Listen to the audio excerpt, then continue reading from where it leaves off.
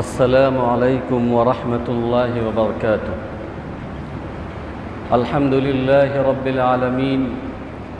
والعاقبۃ للمتقین والصلاة والسلام علی سید الانبیاء والمرسلین اما بعد فاعوذ باللہ من الشیطان الرجیم بسم اللہ الرحمن الرحیم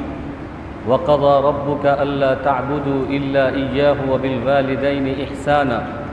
إما يبلغن عندك الكبر أحدهما أو كلاهما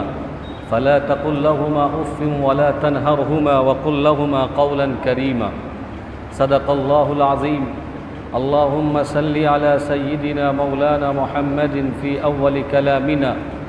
اللهم صل على سيدنا مولانا محمد في أوسط كلامنا، اللهم صل على سيدنا مولانا محمد في آخر كلامنا۔ معزز سامعین کرام، گزشتہ 3 ہفتوں سے آپ تمام حضرات حقوق العباد پر گفتگو سماعت فرما رہے ہیں۔ حقوق العباد میں جو سب سے پہلا اور اول حق ہے وہ ماں باپ کا اور والدین کا حق ہے۔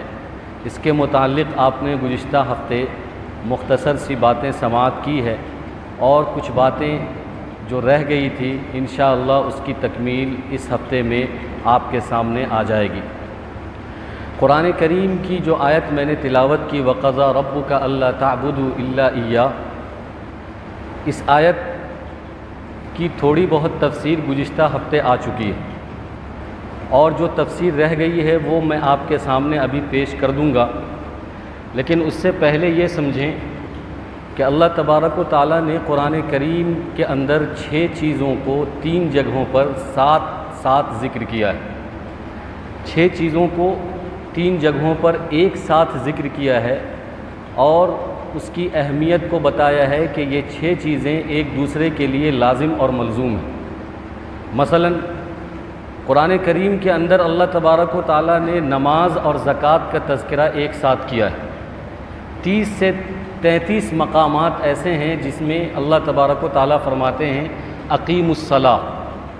وآتوا الزکاۃ، نماز قائم کرو، زکوٰۃ دو۔ تو ان 2 چیزوں کو ایک ساتھ ذکر کیا، یہ سمجھانے کے لیے کہ اگر کوئی شخص نماز پڑھتا ہے زکوٰۃ نہیں دیتا ہے تو ایسی نماز کا بھی کوئی فائدہ نہیں ہے، اور اگر کوئی زکوٰۃ دیتا ہے نماز نہیں پڑھتا ہے تو ایسی زکوٰۃ کا بھی کوئی فائدہ نہیں ہے، اس لیے کہ جو نماز پڑھے گا اس کو زکوٰۃ بھی دینی ہوگی، اور جو زکوٰۃ دیتا ہے اس کو نماز بھی پڑھنی ہوگی۔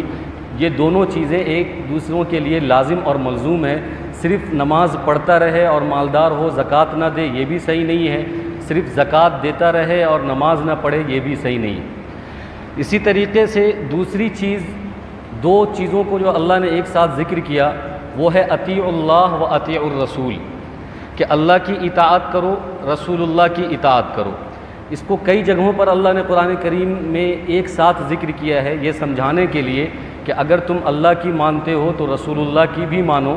صرف اللہ کی مانتے ہو رسول اللہ کی نہیں مانو گے تو یہ عبادت مقبول نہیں ہے، یہ اطاعت مقبول نہیں ہے۔ اور اگر کوئی رسول اللہ صلی اللہ علیہ وسلم کو مانتا ہے اور اللہ کو نہیں مانتا ہے تو بھی رسالت مقبول نہیں ہے اور وہ عبادت مقبول نہیں ہے۔ اللہ کو بھی ماننا ہوگا، رسول اللہ کو بھی ماننا ہوگا، رسول اللہ کو مان رہے ہیں تو اللہ کو ماننا ہوگا، اللہ کو مان رہے ہیں تو رسول اللہ کو ماننا ہوگا، ایک دوسرے کے لیے لازم اور ملزوم ہے۔ یہ 4 چیزیں ہو گئی،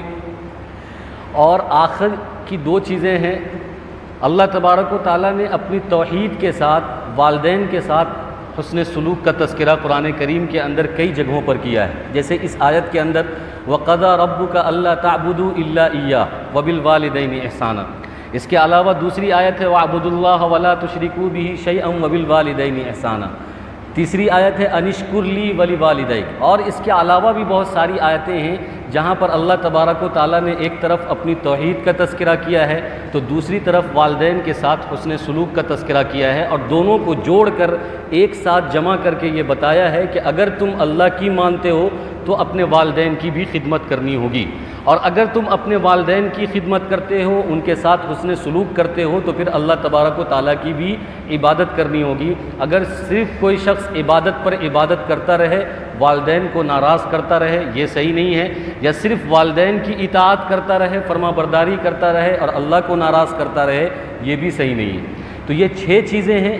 جو ایک دوسرے کے ساتھ 3 مقامات پر ایک ساتھ اللہ نے ذکر کیا ہے، یہ بتانے کے لیے کہ یہ بہت امپورٹنٹ اور بہت اہم ہے۔ یہ ہمارے ذہن سے اوجھل نہیں ہونا چاہیے۔ ہم جب بھی نماز قائم کریں تو زکوٰۃ دیں، جب بھی اللہ کی اطاعت کریں تو رسول اللہ کی اطاعت بھی کریں، اور جب اللہ کی عبادت کریں تو وہاں پر اپنے والدین کے ساتھ حسن سلوک بھی کریں، تاکہ ہماری شریعت کے اندر توازن اور بیلنس باقی رہے اور کسی طرح کا اونچ نیچ نہ رہے۔ یہ اللہ تبارک و تعالیٰ نے اپنا حق بیان کیا ہے کہ تم اللہ کی عبادت کرو اور اللہ کے ساتھ کسی کو شریک نہ ٹھہراؤ۔ یہ اتنا مختصر سا لفظ ہے، لیکن جب والدین کی بات کی ہے تو بہت لمبے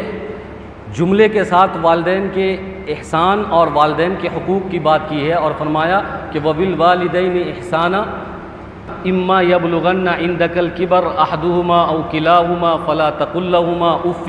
وَلَا تَنْهَرْهُمَا وَقُل لَّهُمَا قَوْلًا كَرِيمًا وَاخْفِضْ لَهُمَا جَنَاحَ الذُّلِّ مِنَ الرَّحْمَةِ وَقُل رَّبِّ ارْحَمْهُمَا كَمَا رَبَّيَانِي صَغِيرًا۔ تو دیکھ لیجئے اللہ نے اپنا تذکرہ کیا صرف مختصر سے لفظ کے ساتھ، مختصر سے جملے کے ساتھ، وَاعْبُدُوا اللَّهَ وَلَا تُشْرِكُوا بِهِ شَيْئًا۔ لیکن جب والدین کے حسن سلوک کی بات کی ہے تو 1.5 سے 2 لائن بلکہ 2.5-3 لائن کی آیت ہے جس کے اندر اللہ تبارک و تعالیٰ نے یہ بات بتائی ہے کہ والدین کے ساتھ حسن سلوک کرو۔ اس سے بھی یہ بات سمجھ میں آتی ہے کہ اللہ تبارک و تعالیٰ نے اپنے حق پر بندوں کے حق کو فوقیت دی ہے۔ یہ سمجھانے کی کوشش کی ہے کہ تمہارا اللہ اسی وقت تم سے راضی ہوگا جب تم بندوں کو راضی کرو گے، جب تم بندوں کا حق ادا کرو گے، بندوں کے حق کو بڑھ چڑھ کر ادا کرو گے تو سمجھو کہ تم اللہ کا بھی حق ادا کر رہے ہو، اور اگر تم نے بندے کا حق ادا نہیں کیا ہے تو تم اللہ کا بھی حق ضائع کر دو گے، کیونکہ جگہ جگہ پر اللہ تبارک و تعالیٰ نے بندوں کے حقوق کو اس انداز میں بیان کیا ہے جس سے یہ سمجھ میں آتا ہے کہ بندوں کا حق اور اللہ کا حق آپس میں جڑا ہوا ہے۔ لیکن ہماری غلط فہمی یہ ہے کہ ہم اللہ کے حق ادا کرنے میں، عبادت کرنے میں تو بہت توجہ دیتے ہیں، بہت جو ہے اہتمام کرتے ہیں، بہت انتظام کرتے ہیں، نماز کا، روزہ کا، عبادت کا، اچھی بات ہے، کرنا چاہیے، لیکن دوسری طرف جہاں بندوں کا حق آتا ہے تو وہاں پر ہم بہت لاپرواہی سے کام لیتے ہیں، بہت غفلت کرتے ہیں، بہت سستی کرتے ہیں اور اس پر توجہ نہیں دیتے، اس پر اہمیت نہیں دیتے۔ تو اللہ تبارک و تعالیٰ ہمیں یہ سمجھانا چاہ رہے کہ نہیں، بندوں کا حق بھی اہم ہے، ضروری ہے، وہ چاہے ماں باپ ہی کیوں نہ ہو، رشتہ دار ہی کیوں نہ ہو، پڑوسی کیوں نہ ہو، مسافر ہی کیوں نہ ہو، اس کے حق کو بھی ویسے ہی ادا کرنا ہے جیسے تم نماز ادا کرتے ہو، جیسے تم حج ادا کرتے ہو۔ اسی آیت کے اندر جب آپ غور کریں گے تو ایک بات آپ کو سمجھ میں آئے گی کہ اللہ نے یہ قید لگائی کہ اما یبلغن عندک الکبر احدہما فلا تقل لہما اف ولا تنہرہما، کہ جب تمہارے والدین یا تمہارے والدین میں سے کوئی ایک بڑھاپے کی عمر کو پہنچ جائے تو ان کے ساتھ تم حسن سلوک کرو، وبالوالدین احسانا، حسن سلوک کرو، اچھا برتاؤ کرو، اچھا معاملہ کرو۔ کب؟ جب وہ بوڑھے ہو جائیں، جب ان کی زبان لڑکھڑانے لگے، جب ان کے قدم لڑکھڑانے لگے، ان کا پیر لڑکھڑانے لگے، وہ صحیح سے بول نہ پاتے ہوں، صحیح سے چل نہ پاتے ہوں، بڑھاپے کی عمر میں چلے جائیں، اس وقت تم ان کے ساتھ حسن سلوک کرو۔ اس سے ایک بات یہ سمجھ میں آتی ہے کہ آدمی اگر اپنے والدین کے ساتھ اچھا معاملہ کرتا ہے اس وقت جب کہ اس کے والدین بچوں کا ناز و نخرہ اٹھاتے ہیں، بچوں کی ہر ضرورت پوری کرتے ہیں، تو بچہ بھی، اولاد بھی اپنے ماں باپ کے ساتھ حسن سلوک کر رہا ہے، تو یہ اتنی بڑی کمال کی چیز نہیں ہے، یہ اتنا بڑا امتحان نہیں ہے، یہ اتنا بڑا آزمائش کی چیز نہیں ہے۔ آزمائش اس وقت ہے، امتحان اس وقت ہے، کمال اس وقت ہے کہ ماں باپ بوڑھا ہو گیا ہے، ماں باپ کے پاس پیسہ نہیں ہے، زمین جائیداد نہیں ہے، اس کی پینشن نہیں مل رہی ہے، اور اس کا کہیں سے کوئی ذریعہ آمدنی نہیں ہے، کہیں سے کوئی پیسہ نہیں ہے، کچھ بھی نہیں ہے اس کے پاس، اور وہ نہ صحیح سے بول پا رہا ہے، نہ صحیح سے چل پا رہا ہے، لڑکھڑا رہا ہے، تو اس وقت آپ حسن سلوک کر رہے ہیں ان کے ساتھ، تو یہ اصل امتحان کی چیز ہے، یہ اصل کمال کی چیز ہے۔ اگر ماں باپ ہمارے ناز و نخرے اٹھا رہے ہیں، اپنے پینشن سے ہمارا خرچہ اٹھا رہے ہیں، اپنی سیلری سے ہمارا گھر چلا رہے ہیں، اور ہمارے بچوں کو، اپنے پوتا اور پوتی کو اس کے ناز و نخرے اٹھا رہے ہیں اور ان کی تربیت کر رہے ہیں، ان کا دیکھ بھال کر رہے ہیں، ہمارے گھر کا دیکھ بھال کر رہے ہیں، اور جب تک وہ کر رہے ہیں تب تک اولاد ان کے پیچھے لالچ کی وجہ سے، غرض کی وجہ سے کہ ماں باپ کے پاس جائیداد ہے، ماں باپ کے پاس پیسہ ہے، ماں باپ کے پاس پینشن آتا ہے، ماں باپ کے پاس سیلری آتی ہے، تو کم سے کم ان سے جڑے رہو، ان کی خدمت کرتے رہو اور ان کے پیر دباتے رہو، ان کے فرامین اور ان کے حکم کو مانتے رہو، تو یہ کوئی کمال کی چیز نہیں ہے، یہ تو ایک لالچ ہے، یہ ایک غرض ہے کہ ہم ان سے لیتے ہیں اور پھر اس کے بدلے میں ہم ان کی خدمت کر رہے ہیں۔ اللہ تبارک و تعالیٰ نے جو چیز ہمیں سمجھائی ہے کہ اما یبلغن عندک الکبر، اس وقت خدمت کرو جب کہ وہ بوڑھے ہوں، ان کی زبان لڑکھڑا گئی ہو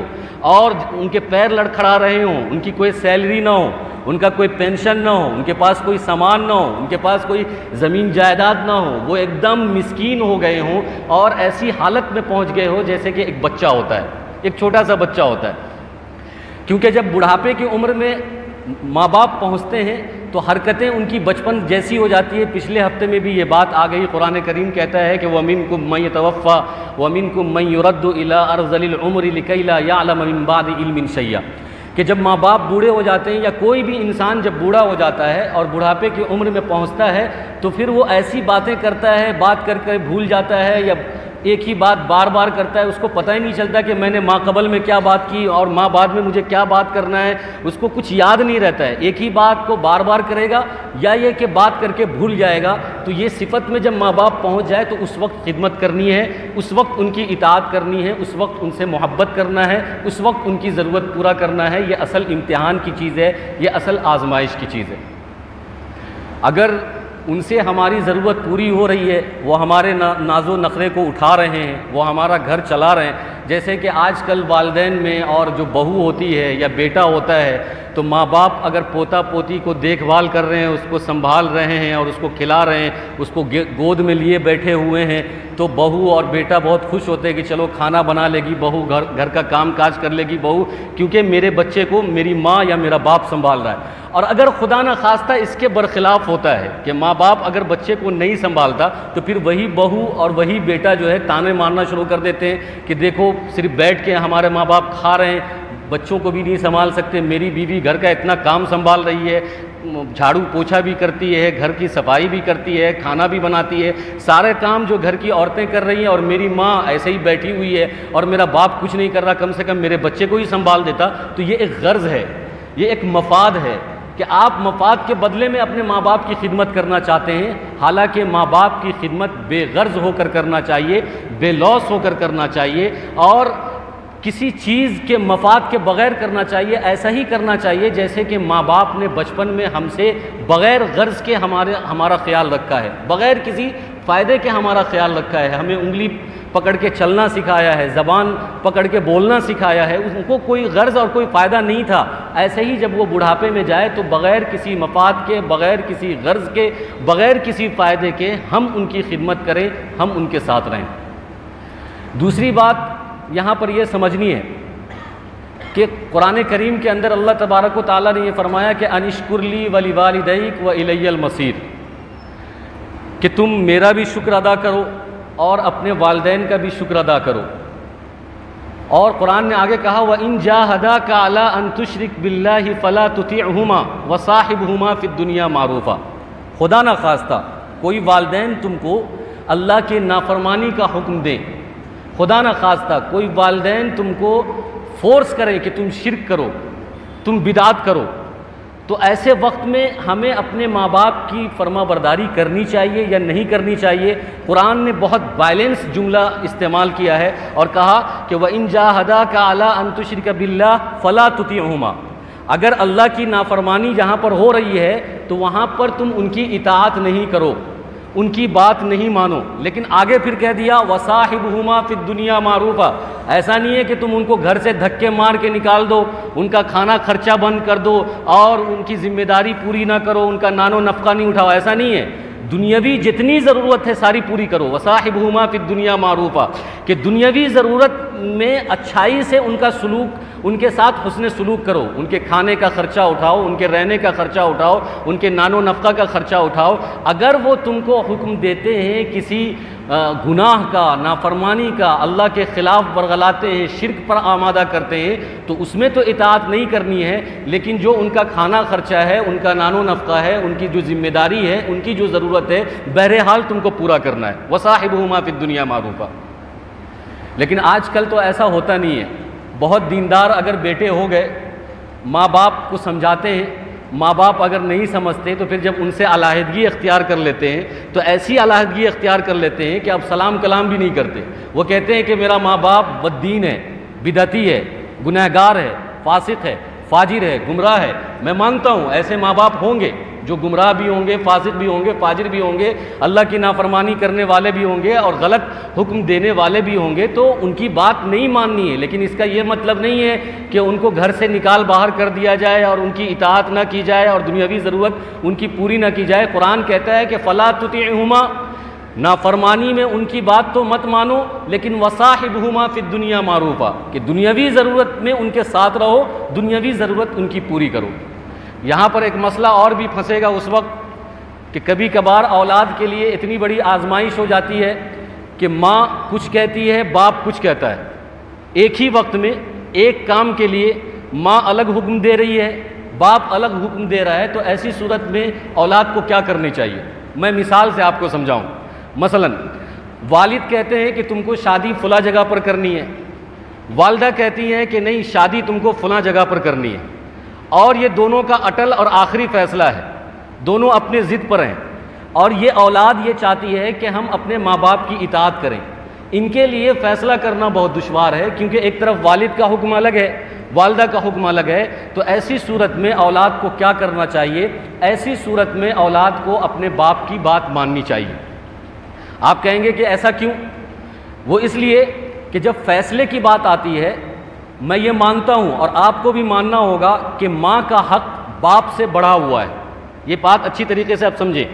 والدہ کا حق جو ہے وہ والد سے زیادہ ہے۔ کیوں؟ اس لیے کہ اللہ کے نبی صلی اللہ علیہ وسلم سے ایک صحابی نے یہ سوال کیا کہ اگر میں کسی انسان کے ساتھ حسن سلوک کرنا چاہتا ہوں تو سب سے زیادہ حقدار میرے حسن سلوک کا کون ہے؟ اللہ کے نبی صلی اللہ علیہ وسلم نے فرمایا امک۔ پھر صحابی نے یہ سوال کیا کہ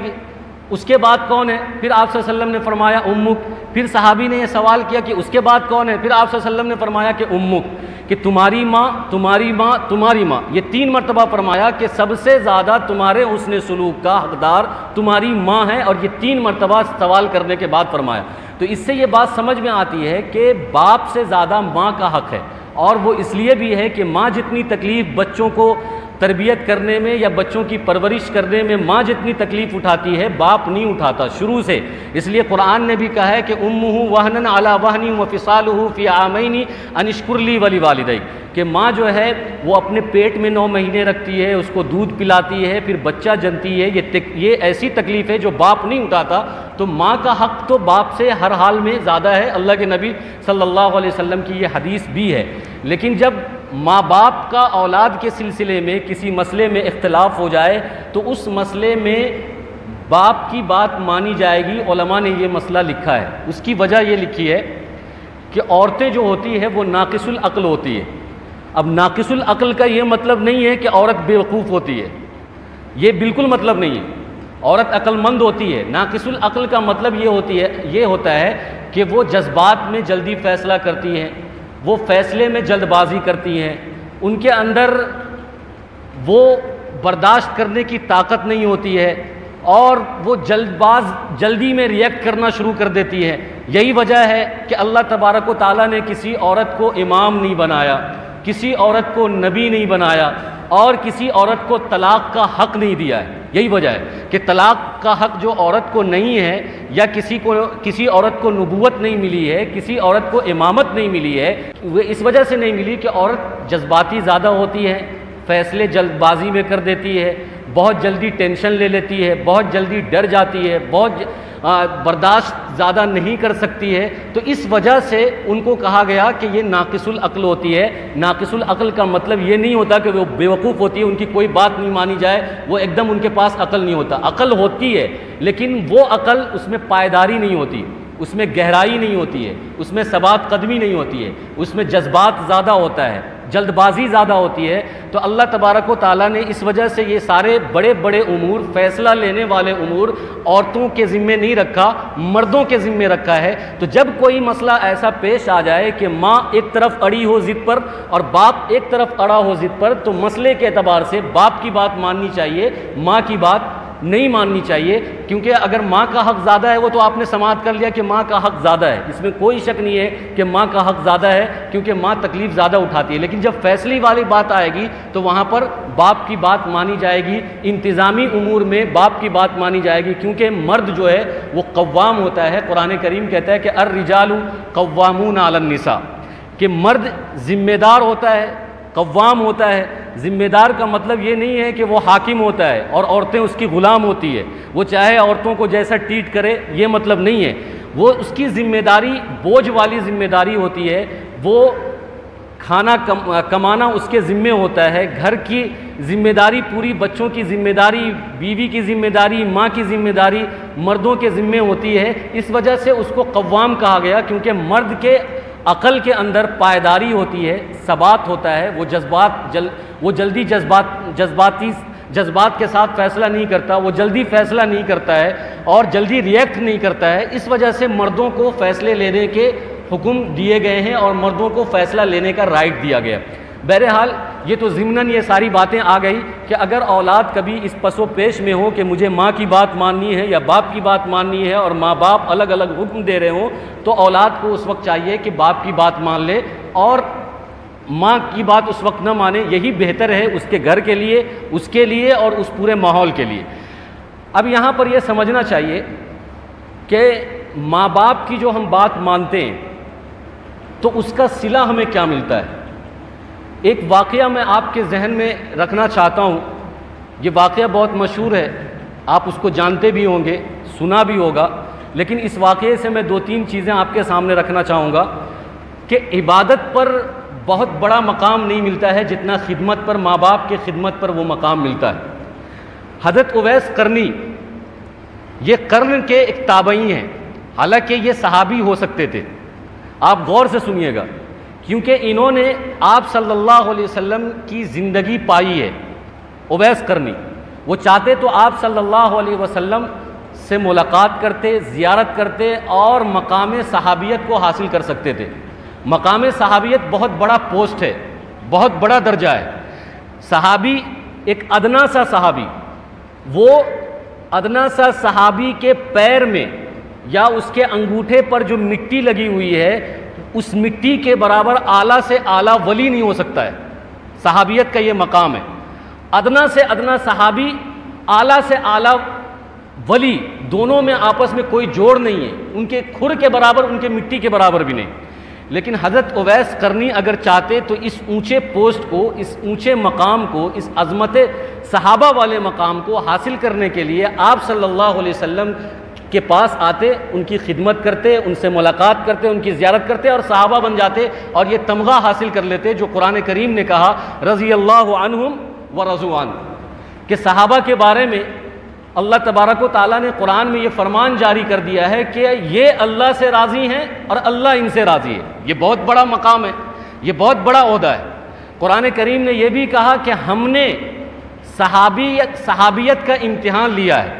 صحابی کو ہم نے مقام دیا ہے اور اتنا بڑا مقام دیا ہے کہ کہیں پر اللہ نے کہا کہ اولئک هم الراشدون، کہ یہ لوگ ہدایت یافتہ ہیں، راشدین میں ان کا شمار ہوتا ہے۔ اور کہیں پر اللہ نے کہا اولئک هم المفلحون، کہ یہ لوگ کامیاب ہیں، یہ تمام صحابہ کے بارے میں۔ اور کہیں پر اللہ نے یہ کہا کہ اولئک هم الصادقون، کہ یہ لوگ سچے ہیں۔ اولئک الذین امتحن اللہ قلوبهم للتقوی لهم مغفرۃ واجر عظیم، سورہ حجرات کی آیت ہے کہ ہم نے صحابہ کا امتحان لیا، ان کے دل کا امتحان لیا اور وہ ایک دم کھرے اترے اپنے امتحان میں۔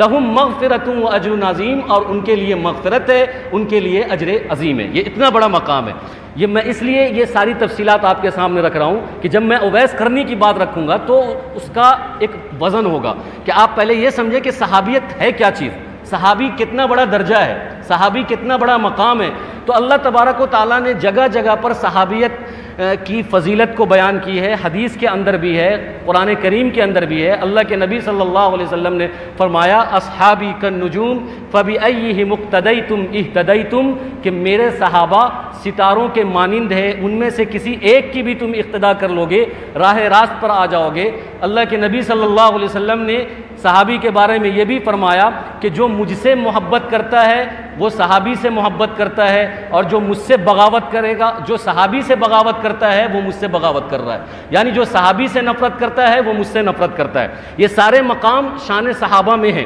اب یہ سمجھیے کہ حضرت اویس قرنی اتنے بڑے مقام کو چھوڑ رہے ہیں، کس وجہ سے چھوڑ رہے ہیں؟ اپنے ماں کی خدمت کی وجہ سے۔ ان کی ماں بوڑھی تھی، ان کی ماں نابینا تھی، ان کی ماں بیمار تھی، وہ یمن سے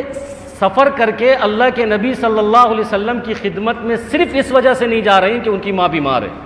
اور ان کی ماں نابینا ہے، ان کی خدمت کر رہے ہیں۔ اگر وہ چاہتے تو سفر کر کے آپ صلی اللہ علیہ وسلم کی خدمت میں آتے اور مقام صحابہ حاصل کر لیتے، صحابیت کا درجہ اور صحابیت کا عظمت وہ حاصل کر لیتے، لیکن اویس قرنی نے اپنی ماں کی خدمت کو ترجیح دیا، اپنے ماں کے ساتھ حسن سلوک کو ترجیح دیا، اپنے ماں کے حق کے ادا کرنے کو ترجیح دیا۔ تو اس کا صلہ کیا ملا ہے؟ صلہ یہ ملا کہ اللہ کے نبی صلی اللہ علیہ وسلم ہمیشہ یمن کی طرف رخ کر کے کبھی مسکراتے تھے اور کبھی جو ہے تعجب میں رہتے تھے۔ صحابہ کہتے تھے کہ آخر آپ اس کو کیوں یاد کرتے ہیں؟ اویس قرنی کو اتنی یاد آپ کیوں کرتے ہیں؟ وہ تو آپ سے ملنے تک نہیں آ رہا، وہ آپ سے ملاقات کرنے تک نہیں آ رہا، آپ ان کو اتنا کیوں یاد کرتے ہیں؟ صحابہ جب یہ بات کہتے تو اللہ کے نبی صلی اللہ علیہ وسلم نے کہا کہ اویس قرنی نے اپنی ماں کی اتنی خدمت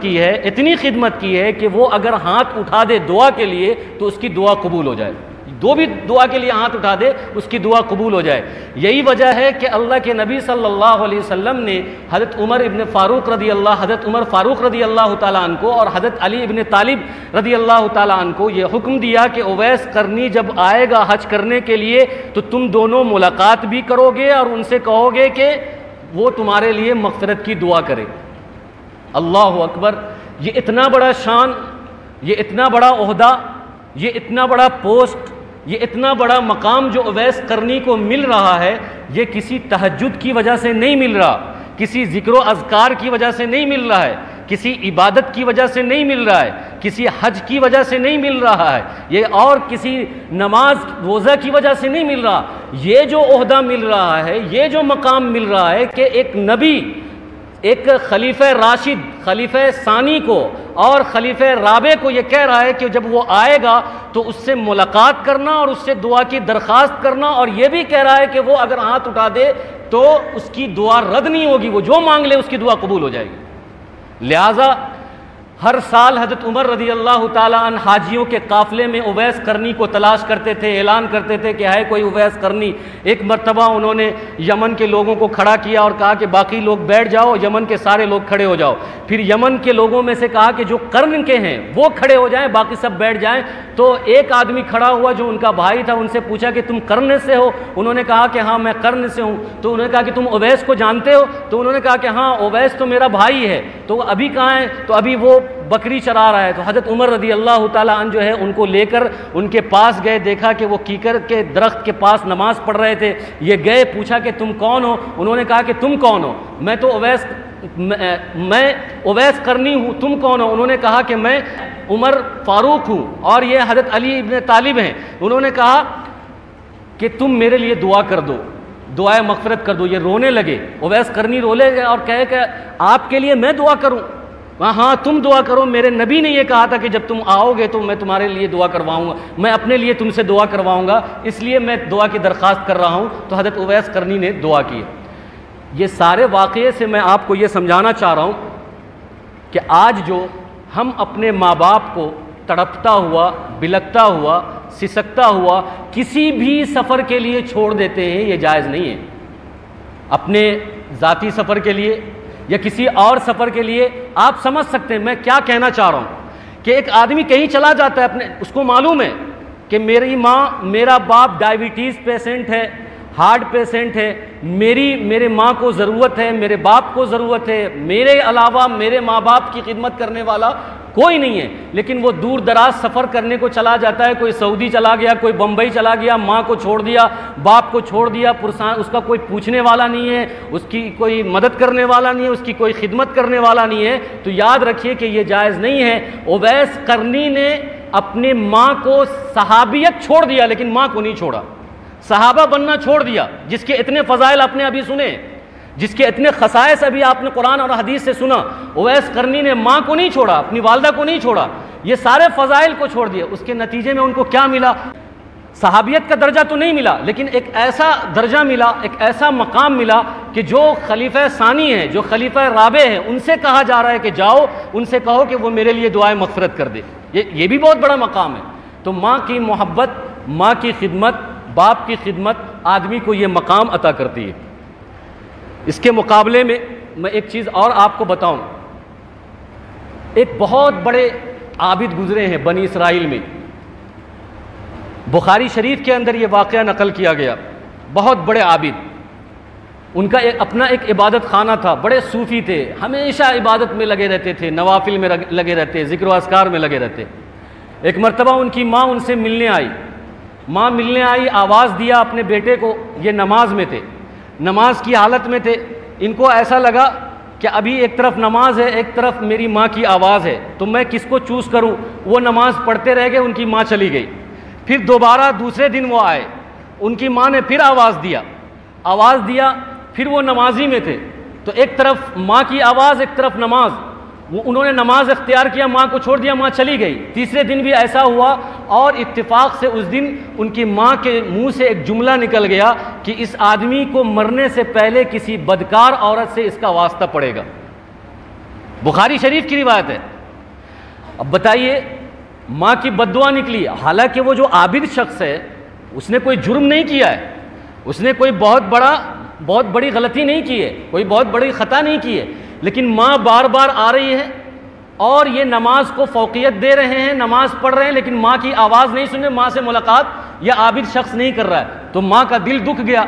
انہوں نے بد دعا دے دی۔ واقعات کے اندر یہ لکھا ہوا ہے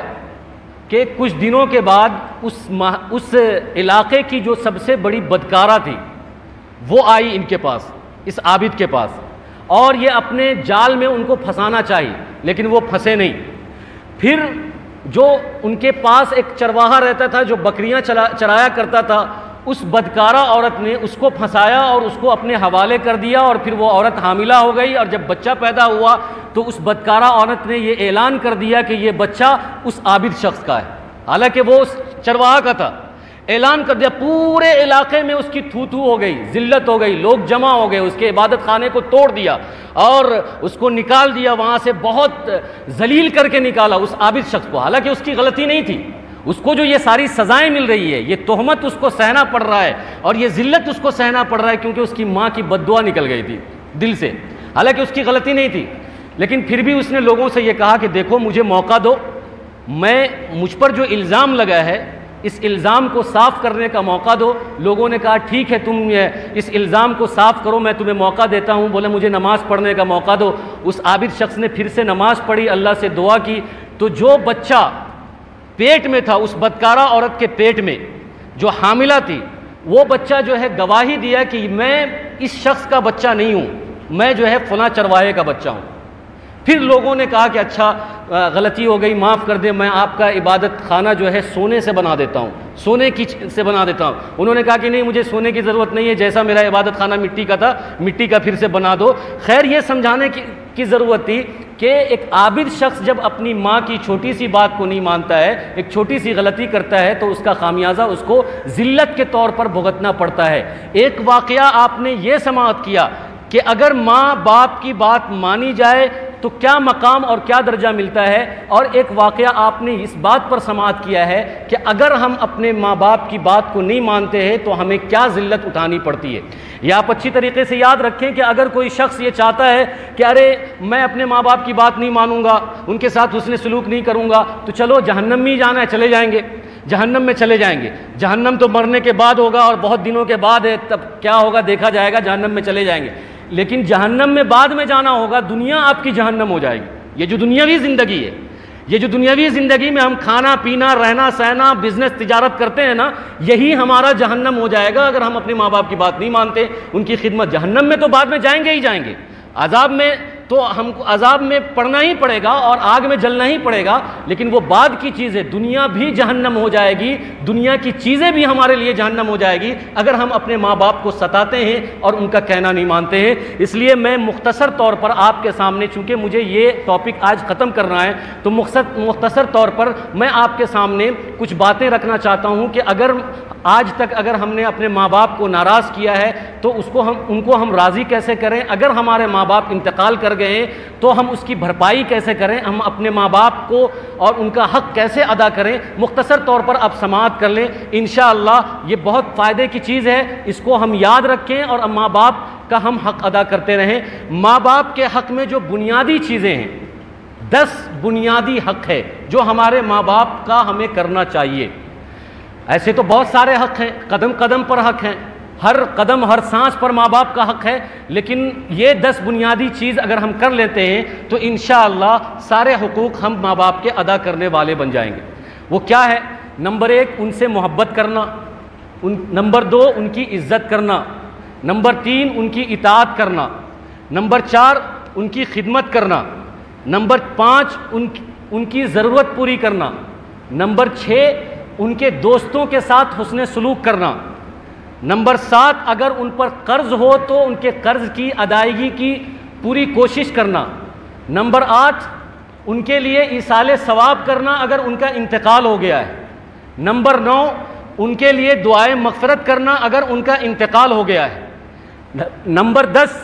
ان کے قبروں پر کبھی کبھار یا جب موقع ملے ان کے قبروں کی جا کر زیارت کرنا۔ یہ 10 حقوق ماں باپ کے لازمی ہیں جو ہمیں کرنا چاہیے۔ اگر ہم یہ کر لیتے ہیں تو انشاءاللہ جتنے حقوق ہیں وہ ہم ادا کرنے والے بن جائیں گے، کیونکہ اگر ہم ان سے محبت کریں گے تو پھر ان کی اطاعت بھی کریں گے، ان کی خدمت بھی کریں گے اور ان کی ضرورت بھی پوری کریں گے اور ان کی عزت بھی کریں گے۔ یہ ساری چیزیں اس کے ضمن میں آ جائے گی۔ قرآن کریم نے یہ ساری چیزیں بتائی ہیں، یہ اصول یہ آداب اسی آیت کے اندر نکلتا ہے، وَقَضَىٰ رَبُّكَ أَلَّا تَعْبُدُوا إِلَّا إِيَّاهُ وَبِالْوَالِدَيْنِ إِحْسَانًا کہ والدین کے ساتھ حسن سلوک کرو، تو حسن سلوک کے اندر محبت بھی ہے، عزت بھی ہے، خدمت بھی ہے، ان کی ضرورت بھی ہے، ان کی اطاعت بھی ہے۔ وَقُلْ رَبِّ ارْحَمْهُمَا كَمَا رَبَّيَانِي صَغِيرًا اس کے اندر دعائے مغفرت بھی ہے، ایصال ثواب بھی ہے۔ اگر ہم نے اپنے ماں باپ کا دل توڑا ہے، ان کو ناراض کیا ہے، ان کو تکلیف دی ہے، تو اس کا اگر ہمارے ماں باپ انتقال کر گئے ہیں تو ان کے لیے دعائے مغفرت کریں، ان کے لیے ایصال ثواب کریں، انشاءاللہ اس کی بھرپائی اللہ تبارک و تعالیٰ کر دیں گے۔ اور اگر وہ حیات سے ہیں اور ہم نے ان کو ناراض کیا ہے تو پہلی فرصت میں جیسے ہی ہم نماز ختم کریں یہاں سے جائیں، گھر پر اپنے ماں باپ کے قدم پر رو رو کر گر جائیں اور گڑ گڑانے لگے، کہیں کہ یہ میری آخرت کا مسئلہ ہے، یہ میری دنیا کا مسئلہ ہے، یہ میری کامیابی کا مسئلہ ہے۔ اپنے ماں اور اپنے باپ سے خوب رو رو کر گڑ گڑا کر جو ہے معافی مانگے، اگر وہ معاف کر دیتے ہیں ہماری دنیا بھی کامیاب ہے، ہماری آخرت بھی کامیاب ہے۔ اللہ تبارک و تعالی ہم سب کو کہنے سننے سے زیادہ عمل کی توفیق عطا فرمائے، آمین۔ وآخر دعوانا ان الحمد للہ رب العالمین۔